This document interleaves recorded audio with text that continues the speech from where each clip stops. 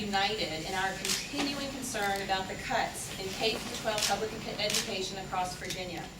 Our message has not wavered. Virginia must reinvest in K-12 public education. The substantial reductions in state funding must be restored and protected as the economy improves. Unfortunately, while Governor McDonald's recently introduced budget amendments include over $500 million in additional revenue, they do not reflect any reinvestment in the state portion of funding for K-12. Virginia has over $500 million additional dollars to spend, and none of it goes to restoring funding for K-12, even though the state share of per pupil funding has decreased steadily since 2009, and reductions are closing in on 15%.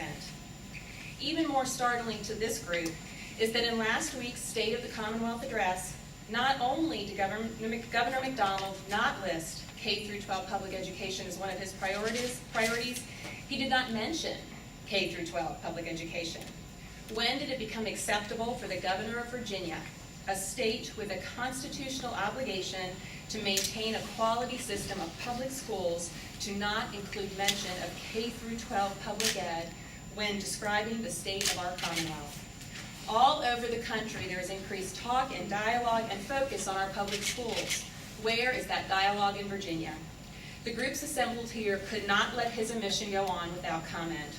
Again, over $500 million additional dollars in revenue to spend, and none to restore funding to K-12 public education. No mention of K-12 public education in Governor McDonald's State of the Commonwealth address. K-12 public education is not listed as one of our governor's priorities. We felt it was important for Virginians to really know the state of K-12 public education in the Commonwealth, so here are some facts. As mentioned, state funding per pupil for K-12 public education has decreased by over 14% since 2009. Teacher retirements rose an astonishing 43% last year, as many of them were facing a third year at frozen or reduced pay. Can you imagine how many teachers will leave the classroom this year if they are faced with a pay reduction as the result of being charged 5% for their retirement? We cannot afford to have our most veteran teachers walk away from our schools in these historic numbers. Governor McDonald is proposing a pay-for-performance fund when there hasn't been sufficient state money to raise teacher base pay in 3 years. How can you suggest pay for performance when you can't afford to pay your portion of their base salary? Class sizes are increasing, programs are being cut, teachers and staff are being laid off, the purchasing of new buses and textbooks are being pushed back, fees are increasing. All of these steps are the result of the local governments having to trying to figure out how to provide the best schools for their students, as our state has shifted many costs to them. As a parent of 2 children in public schools, I can report to you without question, my children have felt the impact of these cuts. Our groups applaud the governor's attention and focus on higher education. Foundationally, however, what good will an improved system of higher education have if our children aren't prepared to take advantage? An improved system of higher education without a strong K-12 foundation is not a wise investment in Virginia's future. Our groups also applaud the governor's efforts to bring jobs to Virginia. Again, though, we must ask, shouldn't we have our students prepared to enter either college or the workforce upon graduation from high school? Wouldn't improvements to K-12 public education be a good end to this means?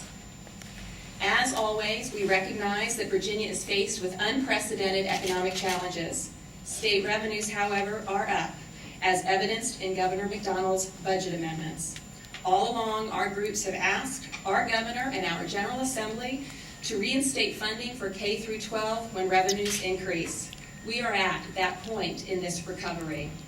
At the very least, we collectively urge this administration, this General Assembly, to put K-12 public education on the priority list, to mention K-12 public education in their dialogue, and to fulfill their constitutional obligation to provide a quality system of public schools in Virginia. We are happy to take any questions you may have at this time.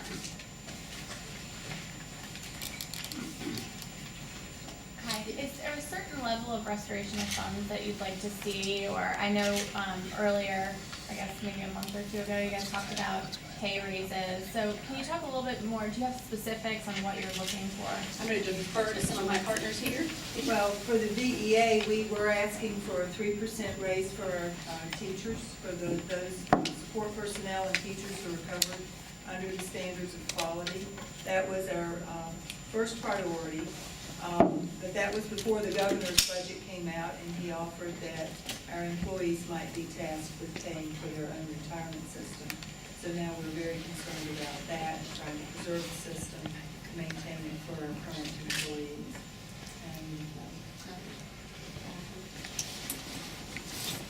With the Virginia School Boards Association, we feel like that the funding needs to be returned to the pre-recession levels. The 3% salary increase for teachers needs to be solidified, and the 5% that is being discussed, which would be required of the teachers and the school personnel to pay towards their own retirement, to be taken off the table. Hey, did you all say there were some VACO and VML people up there? Could you all talk about the impact to local governments of trying to make up for state budget cuts?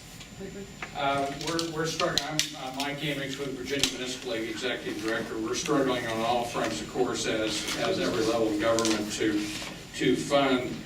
Certainly education is the largest recipient of local dollars across the state.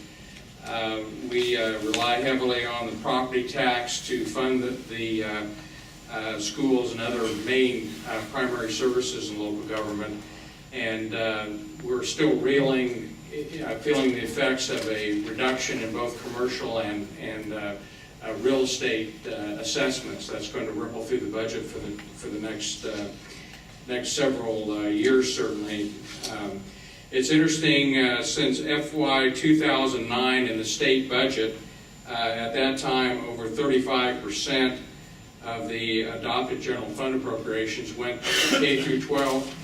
That figure in 2012 has dropped to 30.7%, a 4.5% reduction in the general fund, which is a dramatic and I'm sure unprecedented drop in support at the state level for local government K through 12.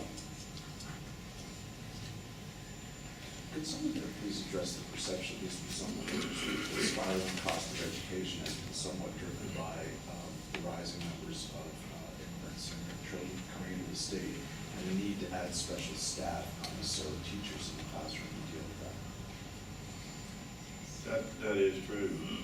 The percentage of at-risk students are maintained pretty high. Students that do not speak English. Certainly I would use Harrisonburg as one of the divisions that has somewhere around 34–35% of that student Hispanic. They come in and don't speak English, and we have to work with them for that. Special education numbers are increasing. They're very costly on a per pupil basis.